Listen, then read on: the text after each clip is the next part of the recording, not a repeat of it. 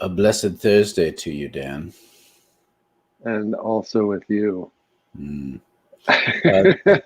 This is February the 11th, 2021, and this is episode 171 of Transmission. Wow, a lot of ones in there. Yeah. You know why? Because we're number one. As a nation and as a video broadcast. Videocast. Vidcast. I never know exactly the best terminology. Vidcast. People don't use it very much. Yeah. Yeah. So the idea that we're the number one videocast is as much of a lie as the idea that America is number one in everything. It's kind of sad, but it's true. Where's your patriotism, Dan? So many lies and myths that keep things going. So little time. And we're talking. So I'm Daniel Wolpert. I direct Mike at the Minnesota Institute of Contemplation and Healing. And I'm Mark Van Steenwyk. I direct the Center for Prophetic Imagination. And today, I sometimes like writing these long titles for these episodes. And this one just barely fits along the bottom of the screen. It's almost like it's planned. Oh, yes. We're talking about impeachment, but more from the angle of it being an act of political theater. Yeah. And we're going to use that as a way of talking about kind of the cynical nature of American politics. So yesterday we had a 80% positive episode, I would say. Yes, we tried. We tried to be positive. But today will be. I'm going to try to get at least up to 15% positive in this one. Yeah. Okay. Let's do it. So to me, the first positive thing is that we haven't talked about the impeachment trial until today. So we've been flooding the airwaves with other sorts of reflections while this has been going on. But I just kind of felt this morning that we. I just felt like we should talk about it because it's, in the news constantly. Although apparently not if you watch Fox. I haven't checked, but supposedly Fox is not really showing the impeachment all that much. But on social media and all my feeds, there's all this stuff, about how brilliant the impeachment people are and how incredible, and they're rising stars, and they're putting together this amazing case and weaving narrative and video and audio, and oh my gosh, this is just like perfect, and all of this sort of drooling and everything. And the whole thing's a joke. I mean, that's the weird thing to me, is that we all know what the outcome is. We know that all of this brilliance is not going to convince any of the Republican senators other than the ones that have already been convinced of this. We know how it's going to end. And so to me, this does beg the question of what is this really about and what's the point? And does this actually help anything in terms of, not just in terms of the impeachment, but in terms of American politics in general and our sense of our government in general? Yeah, what does it do? And this is the thing, people will say, we have to do something because we can't just let him get away with it. And so there's logic to that. But then to go through this thing that we know is functionally a type of theater is we're acting like that's a something. And there's a lot of that goes on. Donald Trump's whole presidency was predicated upon this, that idea that he was performative and that you have to look at his performance different than his actions. And there was this way of divorcing it. So if you're a conservative Trump supporter, you divorce those two, but then see the performance as a sort of almost like a sermon of intent. Like the way we think about church sermons, that what the pastor says up front isn't going to become church policy. It's aspirational. So then you have church policy that is like somewhere between reality and that sermon. Like that's kind of how people thought about Trump. And the way Democrats tend to think about things too. It's like, well, when Nancy Pelosi rips up something and throws it in the trash, it's like we don't expect that to really mean anything besides like, look, aspirationally, F this, but practically, I'm just going to be a little bit resistant. Well, or I'm going to feel a little good. I think that that's, to me, is the interesting theatrical part of it, is that it's great that you bring up sermons as an analogy to this, because I mean that's really so true. And I was thinking about two things. One was one of my favorite little religious jokes, which is about the children's sermon, where the pastor starts off showing a picture of the rabbit and tries to get the kids. He says to the kids, well, what is this a picture of? And they won't say anything. And after a while, he gets really frustrated and is like, come on, like, I know that you know what this is a picture of. And the one kid sort of sheepishly raises his hand and says, well, it sure does look like a rabbit, but I know the answer is Jesus. And then the other thing that it was reminding me of was this church that we attended in San Anselmo while I was in seminary, where the pastor was this guy that got all these great accolades for preaching these social justice sermons, which made the people in the church feel good. But over time, he became increasingly frustrated by the fact that not much really changed and not much really happened. And so, it is the same thing, except in the political arena. I know the title of this episode isn't about how sermons are kind of a type of theater, but I want to follow this a little bit longer, because there's this assumption that people have, like you go to a church and you have this firebrand of a minister who always talks about provocative things, that somehow that's like a tea bag in the water. It's like the more you sit with it, it's going to like permeate the congregation by some sort of like prophetic osmosis, which isn't how it works. Like, so there's all these churches that think that they are different than they are. Mm-hmm. So, one of my favorite groups of communities to make fun of are the Anabaptist churches, because that's my area, I guess. And so there's this idea that within Anabaptist type churches in particular, that we have to demonstrate what the kingdom of God is. We can't trust that to society or to legislation. And so we have to do it. And so by extension, the idea is, well, these sorts of churches should be the most charitable, should be the most engaged in housing the homeless and feeding the hungry, all that stuff. But statistically, we know that's not true. Right. But all those people that go to those churches think it's true, because that's what they hear about all the time. Yeah. And so that's what happens. Like, I can't tell you how many times I've been invited to preach, and, afterwards someone will say, well, that went right here. Well, I'm going to be thinking about that for a while. And someone else will say, well, what should we do? I'm like, well, the next step is you have a group of people from your church meet together and say, what should we do? And it never happens. Rarely does it happen.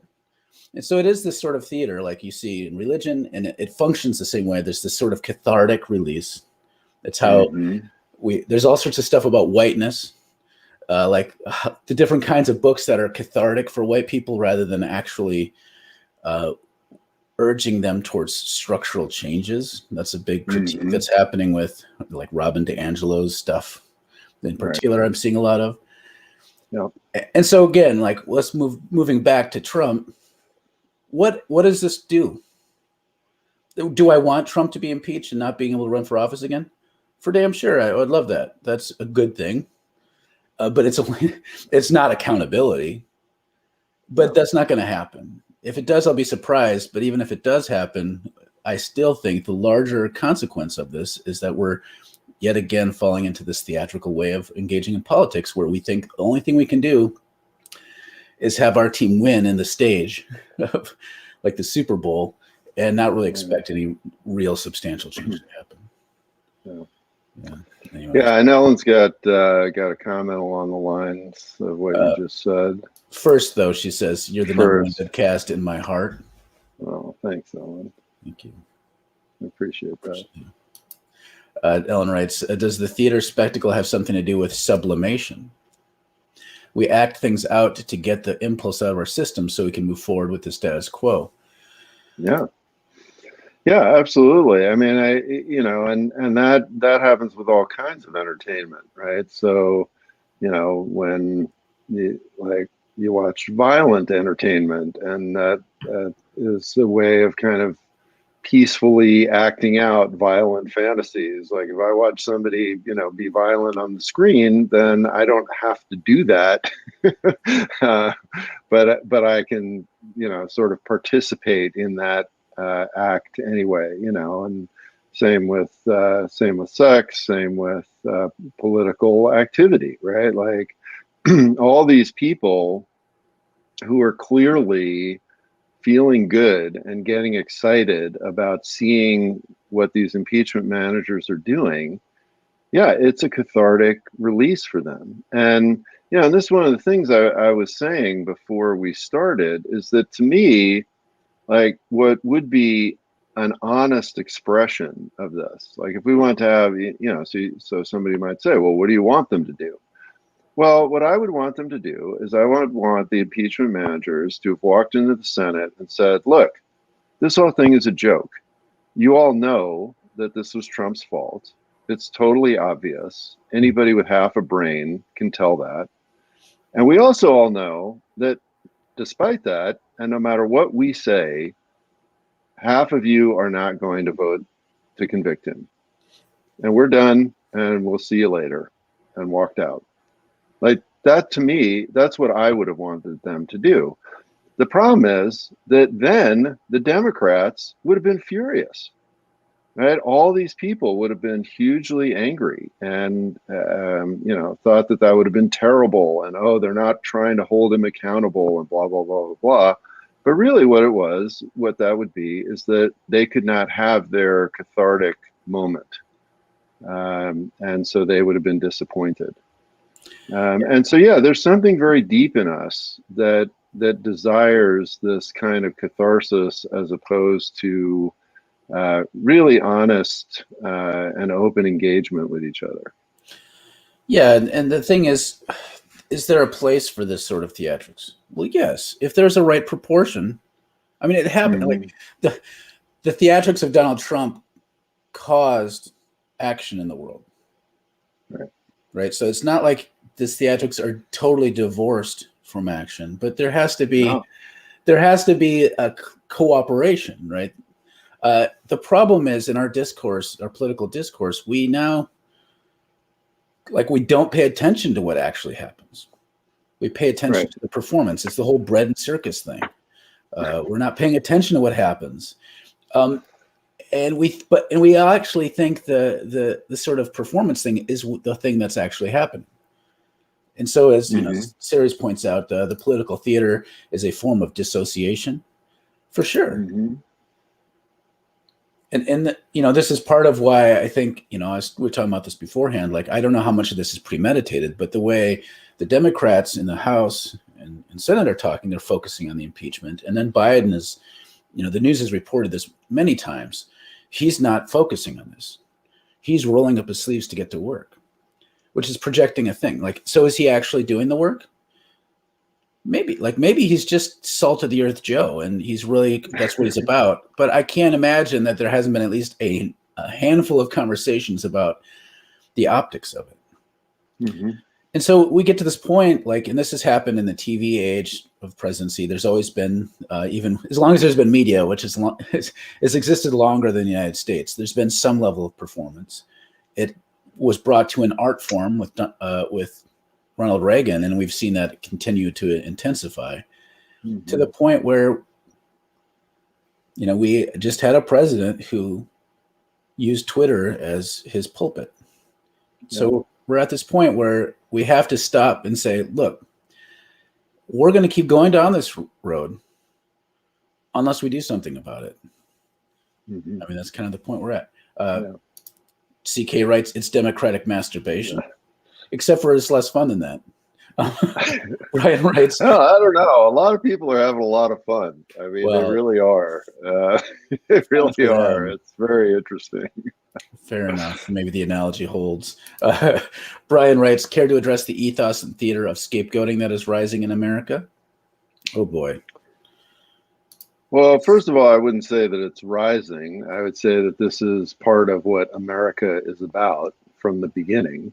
Um, and when you go back to the age of exploration and the various church documents. I mean, people talk about the doctrine of discovery, but there were a whole series of papal bulls at the time that very, very explicitly said, there are these savages and pagans out there, and we get all their stuff.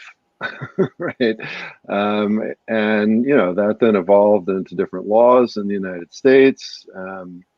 Uh, and this is just sort of the latest form of it, Yeah. but the basic phenomenon of and this isn't unique to Western Europe. This isn't unique to Western Europe. I mean, all empires do this. They always scapegoat the other. Yeah, and that's an incredible motivator, right? And we see that we see that on all sides, really. And people can get really fired up by having a common enemy. It's just a very, very Well, common human thing. and so the conservative enemies are kind of obvious, like at least the Trumpian Republican Party, immigrants, Antifa, Marxist-leaning liberals, Black Lives Matter. Black Lives Matter. Those are the usual scapegoats, and it's effective. They use these. Mm-hmm. They use the rhetoric of these. The Democrats are a little sneakier in my mind. Who they scapegoat? They scapegoat Trump supporters, but they have a particular image of a Trump supporter as being the uneducated white, usually rural, which is not accurate. None of these scapegoats are very accurate. Although, to be fair, as a leftist, anti-authoritarian socialist, I recognize that if there were a lot of us, Donald Trump would have a right to say we're a problem for America. Because I don't want America to exist the way it does. So there's some truth in it. There's very little truth in the Democratic scapegoat of the poor, uneducated white person being somehow the source of all of our problems. But we see this a lot, and it intensifies. And that itself is a type of theater. You got to have faces to your two different teams and who the enemy is, and it kind of creates the Mordor effect. Like if Lord of the Rings didn't have Mordor, what would you do? Saruman, what would you do? Like, you'd just be a hobbit and sit around and party all the time. Yeah, like it'd just basically be 9 hours of Bilbo drinking beer and smoking shire weed, which I'd watch. But so there is a theatrical quality to this, and so jumping ahead real quick, and then I'll come back to Ellen's comment. Don writes, aren't both sides performance for their base? Well, yeah, that's part of the problem. Yeah, absolutely. And by both sides, we're talking about the binary of Democrats and Republicans. And again, this is part of the performance thing. Like the performance requires there being two sides, like two teams engaged in battle, so that it confuses the fact that like both teams there's an overlap in who their overlords are. This is the thing we lose sight of, that the ruling class, the wealthy, win either way. And there are more than two sides. The theater approach obscures the fact that there are more than two positions and two sides to this. Ellen writes, I'm thinking about spectacle in the context of accountability for sexual assault. Being abolitionist aside, I think the spectacle of Weinstein and Cosby, etc., Trump, etc., undermines the possibility of true accountability for people harmed by assault everywhere. Yeah. Oh, absolutely. And, I mean, that's part of the reason for the perp walk, right? So why do we have the perp walk, right? Why does, the car pull up in front of the courthouse and the person gets out, or they get out in handcuffs or whatever, and everybody swarms around and they're taking pictures of them and asking them stuff. I mean, that is criminal justice theater, right? That's meant to make you think that, oh, now we have this just society. And and again, should Weinstein be in jail? Absolutely. Should Cosby not have a TV show? Absolutely. Has that really significantly changed how sexual assault is being treated in our justice system? No. But it does, make people feel good about that. So yeah, I mean, anytime, I mean, theater, one way to look at it, I think, is that theater in general, so it costs money to put on theater, right? So theater is actually kind of this upper class phenomenon. Theater is a great way of those in power placating those who are not in power. And so every arena in society in which there is a set of injustices that those in power are trying not to address, you're going to have some kind of theater, because then people can go to the show and feel good and then go home, and they've got to get up for work the next day. Just a great film, since Gus hasn't chimed in yet with any recommendations, that when I did a film study group last year, one of the films we watched was Network. And it's a great film because when it's set in the 70s, it's in the 70s, it was made in the 70s, but it holds up. Like, it's not one of these films you watch and like, wow, it's like there's some out of dateness to it, but the message just still rings true. And it's disturbing because in it, the news anchor kind of becomes suicidal and says he's going to kill himself on TV. And so the broadcasters decide, let's roll with this because the ratings are good. Right. And he starts kind of ranting and raving about what's wrong with society. And, people start yelling, like he says, I'm as mad as hell and I'm not going to take it anymore. And then people lean out their windows in New York and yell, I'm as mad as hell and I'm not going to take it anymore. And so people watch it. The first time I watched this, I'm like, yeah, they're getting worked up. Something's going to happen. And then the movie ends with him like killing himself or whatever. And then the second time you realize nothing happened. Right. That was all like, it was all performance. It was all like, we're going to tap into this rage, give people an outlet, but the outlet itself is part of the theater. It's not actually working towards substantive change. They were being manipulated for ratings. The rage was being used as fodder for the bottom line, which is selling toasters on TV ad slots. Right. That's kind of it. And that's what's happening here. It's the same thing. We have to, unless they say specifically what the policy is and what they're going to do, it's just theater. That's kind of really what we have to wrap our brains around. Catherine writes, asking because I don't know, can DT be held accountable for various crimes he committed as president through other channels? Well, that's an open question. And, the Georgia has just initiated a criminal investigation around, the famous phone call to find votes to see if they can, indict him for that. And, depending on which legal person you ask, you will get different answers. I mean, basically nobody knows because nobody's ever really tried to do this, but, the president has all kinds of immunity to things. Once he's a private citizen, can you arrest him retroactively? Who knows? My guess is he will not face any of those consequences, but there are people that are looking into it. I mean, the New York Attorney General is, an ongoing financial crimes investigations and everything, but I'd be shocked if he ended up in jail. Really shocked. And I understand that there's a logic to, let's impeach him, and this could lead towards these other things because it would show, it would remove at least some of the protections he has, to the extent to which it's hard to know for sure. But again, they already know how the vote's going to go. Yeah. But it'd be nice if somehow, I would love to be wrong. I really would.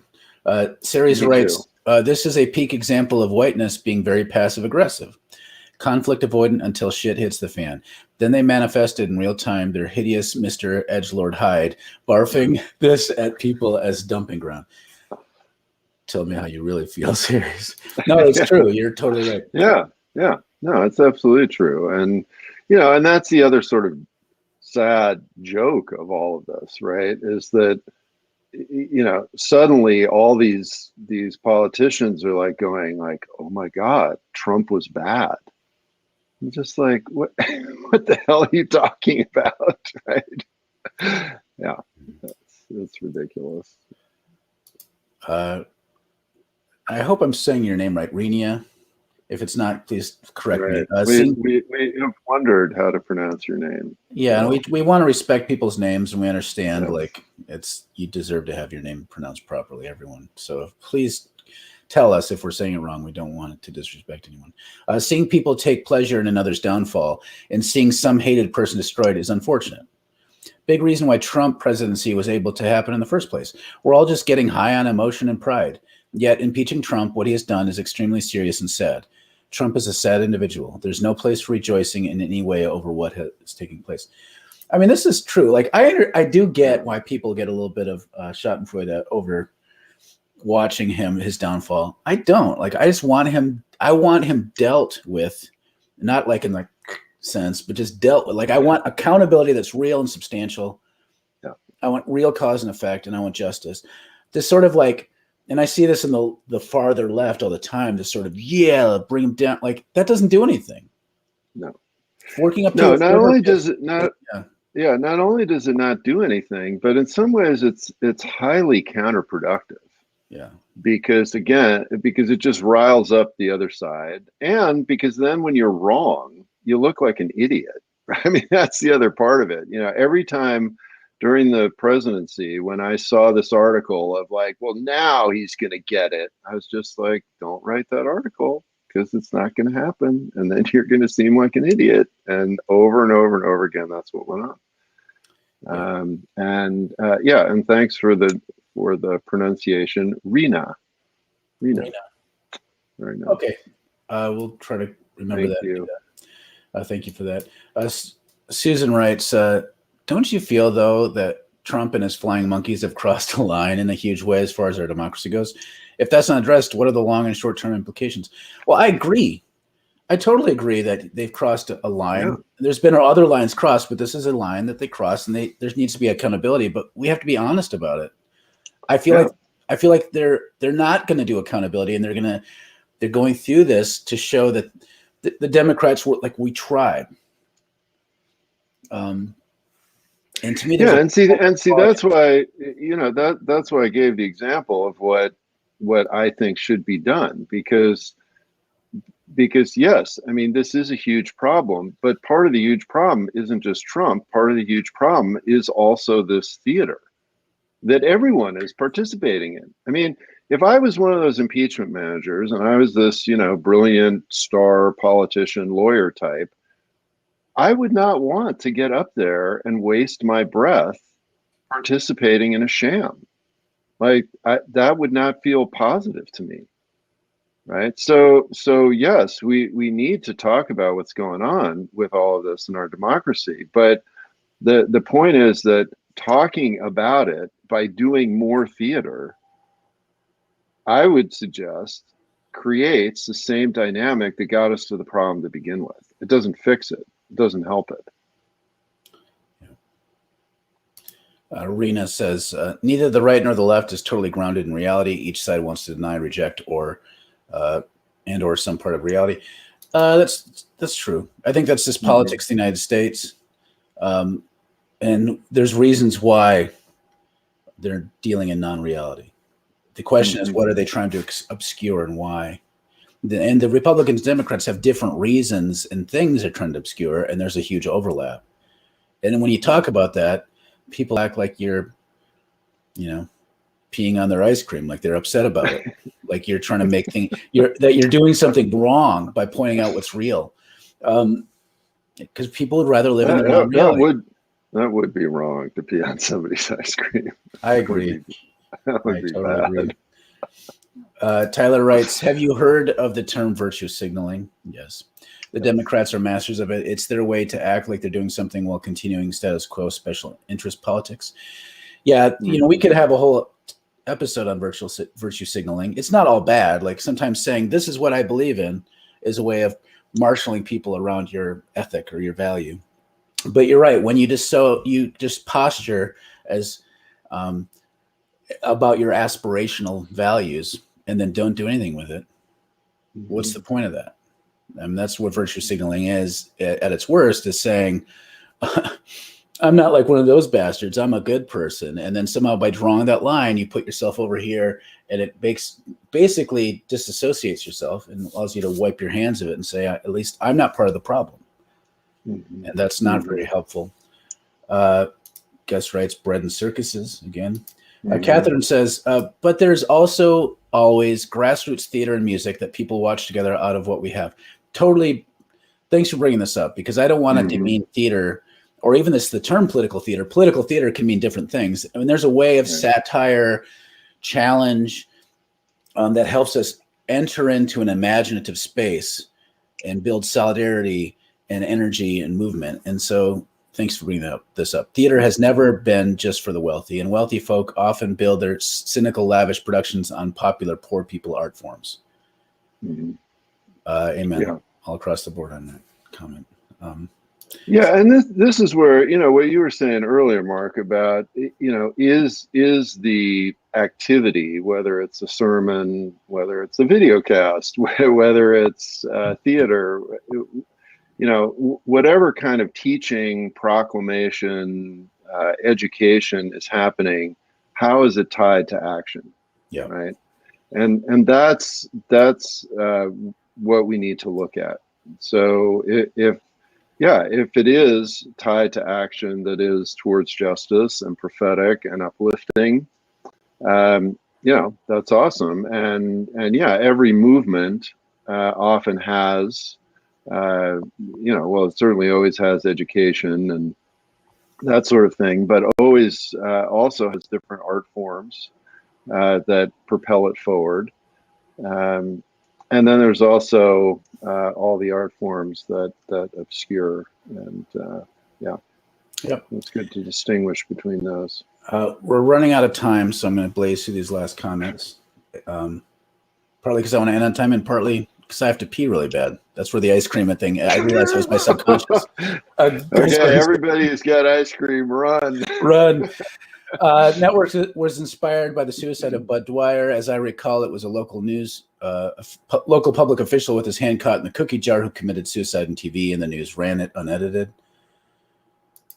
Viv writes, this is political theater, but it had to be done per the Constitution.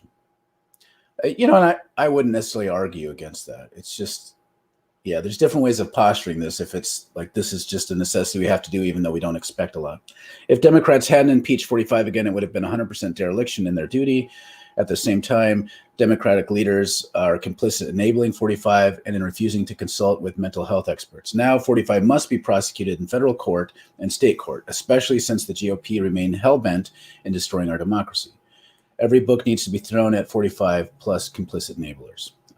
It goes on from there, cuts off the comment. Ellen writes, what about the impeachment on the world stage? Are we in any substantial way showing something like integrity to people around the world or other heads of state? I'm also 15% positive on this topic today. Haha. That's a good question. Like there probably are benefits to this kind of theater, but I'm skeptical about the benefits. That's probably how I certainly think that there are a lot of people that are thinking that way, Alan, for sure. And I've heard some people talk about that, if we didn't do something along these lines, that, we couldn't go around lecturing people about their democracies anymore, which also is often political theater and cover for overthrowing leftist governments. Susan says, following with some of their comments, I will admit I don't quite track with the argument against impeachment. I understand there is little chance the Republicans will convict, but if Dems don't follow their constitutional duty, we might as well just say our democracy is a total sham and give up on our governmental system. And if that's the goal, then what? Okay, so one of the things that and I often hear these two things talked about, and they're confusing. So Trump has been impeached, right? So impeachment is a two-stage process. Mm-hmm. So impeachment happens in the House of Representatives, and that took a day, basically. And because the Democrats were in power, they were just able to do that, and that's great. Okay, so he has been impeached. But then there's a second step, and that is the trial and whether or not he is convicted. That's what's happening right now in the Senate. And we know the outcome of that is that he is not going to be convicted because that requires a 2/3 majority. It's only 50% in the House to be impeached. Okay, so we're not saying we're against impeaching him. What we're talking about is how do we engage the process? So as I said, the first part of the process was great. Took a day. We knew that the Democrats could do this. Of course, they should have done that, and they did it in very short order, and that was quick. Now the trial is happening, but we also know that what the outcome of that is going to be. And so again, my particular sense is if this was going to have integrity, I want this to have integrity. What I'm saying is the way we're doing it now has less integrity. Mm-hmm. To me, what would have had integrity is for the Democrats to come in and basically just talk for 5 minutes, say, this is obvious. He's obviously guilty. You all know it. You're not going to do the right thing. You've already made up your mind. And we're done. We're going home. And you guys can vote because the outcome is already decided. So again, just from a process point of view, we need to talk clearly about these different terms and what has happened in the process. Just going to end on this last comment because Ron hasn't commented. Theater may be the only best response possible given our environment, as morality plays demonstrated truth through art to plant the seeds of action. I don't think this is going to move us towards greater action. And again, if we're wrong, that's great. To me, what sorts of actions can inspire deeper? What sorts of performance can inspire action, and which things kind of limit action is a good question to contemplate. Because some theater, some spectacle is there to diminish our agency as people, and some is there to inspire us. And I think there's a lot of confusion over which does which. And so we just to think that anything that seems to point out the same bad guy is going to move us in that direction. And again, the sermon illustration here, I think rings true. Lots of sermons can move us towards greater faithfulness, and some are just kind of catharsis and keep us from acting at all. So, yeah, I'm just going to leave my comment at that. And on a positive note, thank you all for commenting and engaging. We really appreciate all of you. That's the most positive thing that I always feel at every episode. It's true. So, yeah. That's good. That's great. All right. We'll see you tomorrow. See you tomorrow, everybody.